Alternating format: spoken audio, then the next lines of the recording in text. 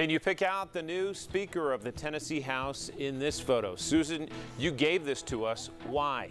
Well, because his friend, Representative Jason Zachary, called me and said, you have to ask Cameron tonight about whether he's a better basketball player than I am. And I said, what? And he sent me the photo, and I went, yeah, we got to put that on. And these are interns, right? Yeah. With well, you. So these are the legislators and staff, but it is the intern game that we play. We played it at Vanderbilt this year for the first time. And so are you better than Jason? Right here, I want to hear it. We all have our talent. There we go. In high school, I played guard. I no longer play guard. I played post. That's my last game. My knee is still hurt 5 months later. So. Age and treachery always comes with enthusiasm. So. Let's move back to policy because we have heard a lot about gun legislation at the national level, and that has in the past been a hot topic in the Tennessee legislature. I would like to get your thoughts on a couple of pieces of legislation.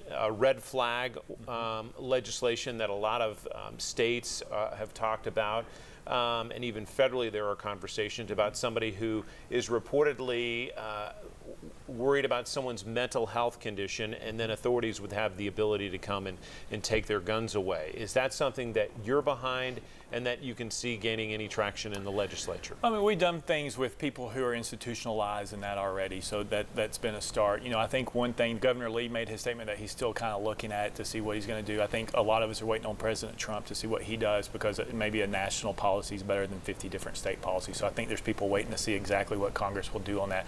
I think what it really does is open up the conversation about mental health and adverse childhood experiences, and really trying to tackle it in the beginning and not after the fact, and really seeing if you can parlay both together. It's a more complicated issue than just gun laws. I think it goes into a broader conversation. And this is one we could spend a whole show on, but surely there is something that our legislature can do to protect its citizens more.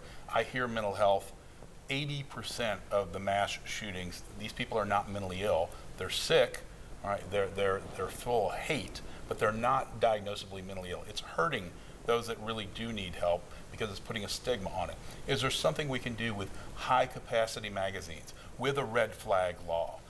We're not taking guns away. Nobody wants to take guns away. It's enshrined in our Constitution, state and federal. But is there something we can do that might minimize? Don't let perfect be the enemy of good. Is there something you can do legislatively to help this problem?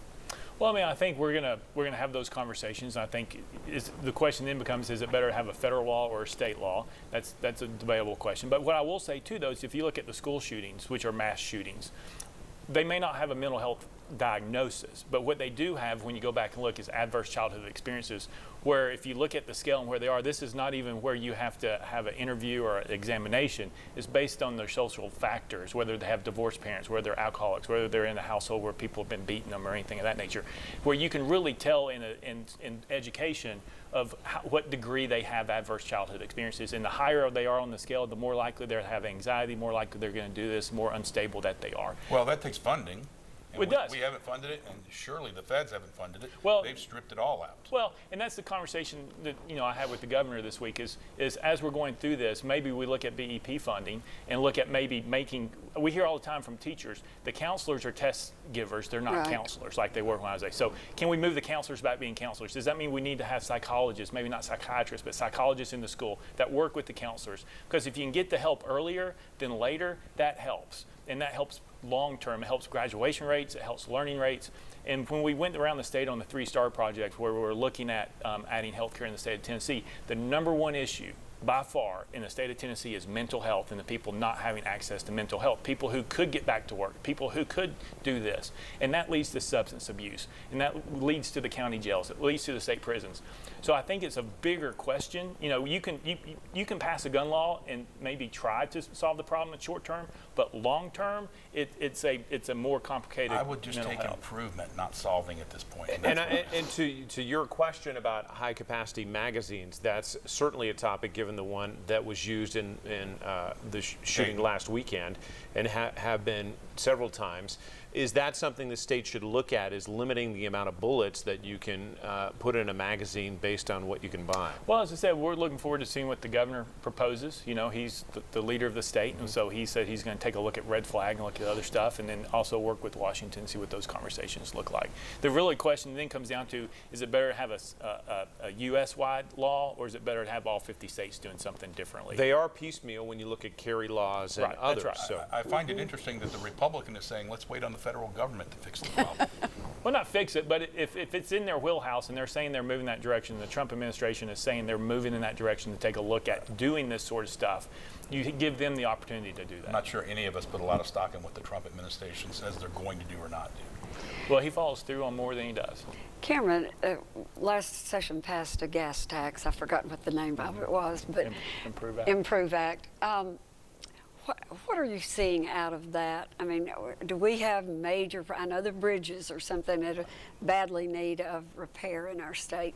What else, and what is that money going to be used for under your House leadership? Well, so, you know, when the bill passed, you know, I didn't support that bill, but when the bill passed, there was a list of projects in the bill that said these get funded for this, and so the money is there. The part of the problem is the cost of goods and services has kind of gone up higher than what inflation is, so that's caused a little bit of a problem. So there's different ideas. There's people who are proposing maybe with excess revenue to kind of give an influx of money to TDOT to help them get to that point.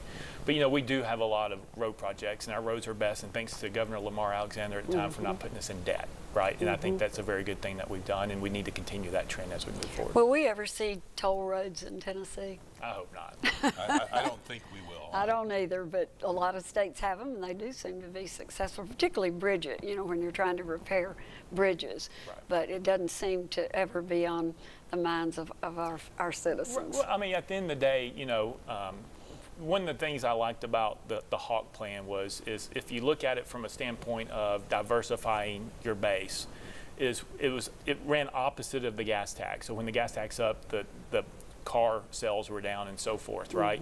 And so it is able to stabilize. You're always looking for that stabilization to go. And so that was one of the reasons we liked the Hawk plan, because it would have stabilized us to live through these downturns of the gas tax. Lastly, only about 30 seconds left, but hopefully when you come back after the next session, what do you want our viewers and the people of Tennessee to know you did in that role in the coming months? Well, I mean, I think we've accomplished a lot. Governor Haslam was a wonderful governor, and those 8 years, Tennessee is better than we've ever been before. Number of jobs created, income going up, low taxes, fiscally conservative budget. So really what we want to tell them is we want to continue that trend. When we go to conferences, people are like, what's happening in the state of Tennessee? How do you have budget surpluses when we're not? How is your pension plan better than ours? And it goes to good fiscal policy. Speaker Sexton, we appreciate your time. Thank you. Congratulations once again. We're back with our talk around right after this.